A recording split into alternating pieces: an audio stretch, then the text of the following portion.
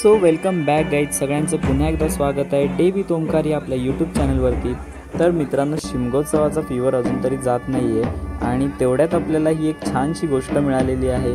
तर मित्रांनो, ही गोष्ट आहे दोन मायलेकींच्या भेटीची आणि त्यांच्या शिमगोत्सवाची। उमळीची ग्रामदेवता श्री सोमजाई देवी आणि नारदखेरकीची ग्रामदेवता श्री महालक्ष्मी देवी यांचा हा आहे शिमगोत्सव। तर मित्रांनो, शिमगोत्सवाच्या आदल्या दिवशी दुपारनंतर उमळीची सोमजाई देवीची पालखी तयार करून सजवून मंदिरातून बाहेर काढली जाते। या पालखीमध्ये सोमजाई देवी, वरदानदेव, भैरीबुवा आणि म्हारजाई देवी यांची रूपे बसलेली असतात। मंदिराला 3 प्रदक्षिणा मारून गावचे गुरव ही पालखी मानकरी नंबर 1 कदम परिवार आणि मानकरी नंबर 2 पवार परिवार यांच्या खांद्यावर ही पालखी दिली जाते।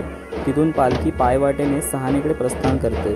वाटेत येणाऱ्या सुवासिनींची आरती स्वीकारत पालखी सहानेजवळ पोहोचते।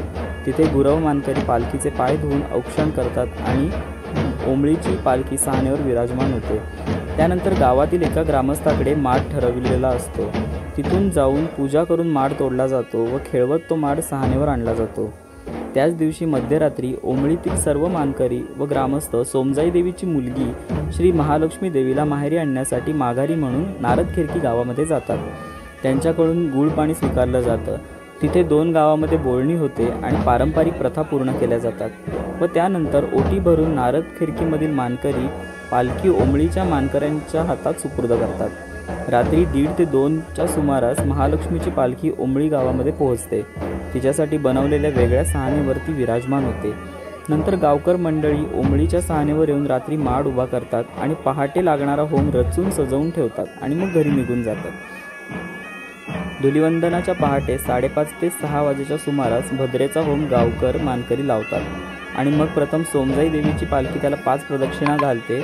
नंतर 5 मानकरी ग्रामस्थ व त्यानंतर नवविवाहित तरुण होमाच्या अग्नीमध्ये नारळ अर्पण करतात आणि 5 फेरी मारतात। धुलिवंदनाच्या दिवशी संध्याकाळी महालक्ष्मीची पालखी भेटीसाठी दुसऱ्या सहानेवरून उमळीच्या सहानेकडे प्रस्थान करते।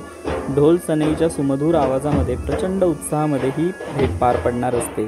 दोन्ही पालख्या भेटीच्या ठिकाणावर पोहोचताच दोन्हीकडच्या ढोलांचे सूर जुळवले जातात। गावकर मानकरी महालक्ष्मीचे स्वागत करून दोन्ही पालखीमध्ये नारळ ओटी ठेवतात आणि पालखी भेटवतात आणि पालखी वर उचलली जाते। सहानेला भेटलेल्या स्थितीमध्ये पालख्या 3 प्रदक्षिणा मारतात। त्यावेळेस दोन्ही पालख्यांमधील ओटी आपोआप बदलली जाते अशी श्रद्धा आहे। पालखी प्रचंड जड होते। नंतर पालख्या एकत्रित उमळीच्या सहानेवर विराजमान होतात आणि काही वेळाने पुन्हा पालखी बाहेर येऊन माडाखाली बसवली जाते। तिथे लोकांचे पूर्ण झालेले नवस फेडणे तसेच नवीन नवस बोलणे, ओटी भरणे हा परंपरा पार पडल्या जातात। तिथून उमळी गावचा शिमगा सुरू होतो। रात्री गावकरवाडीतर्फे नाटक, नमन असा कार्यक्रम देखील सहानेवर आयोजित केला जातो। मग दुसऱ्या दिवशी पालखी फक्त मानकऱ्यांची मानाची 5 घरे घेते व सहानेवर बैठी असते। तिसऱ्या दिवसापासून पालखी प्रत्येक वाडीवर भुवनीसाठी घरोघरी जाते। भुवनीच्या सर्व वाड्या 9 ते 10 दिवसामध्ये पूर्ण होतात। मग गावची सत्यनारायणाची पूजा होते आणि नंतर शिपणे पार पडले जाते। त्यावेळी देवांची चाक काढली जाते। मग महालक्ष्मीला सोडायला सोमजाई देवी सीमेजवळ जाते। काही वेळ नाचवून पालख्या पुन्हा एकदा भेटवल्या जातात व महालक्ष्मीची पालखी नारदखेरकीकडे व सोमजाईची पालखी उमळीकडे प्रस्थान करते आणि शिपणे झाल्यावर उमळीचा हा असा शिमगोत्सव आणि मायलेकीच्या भेटीचा हा सोहळा पार पडतो।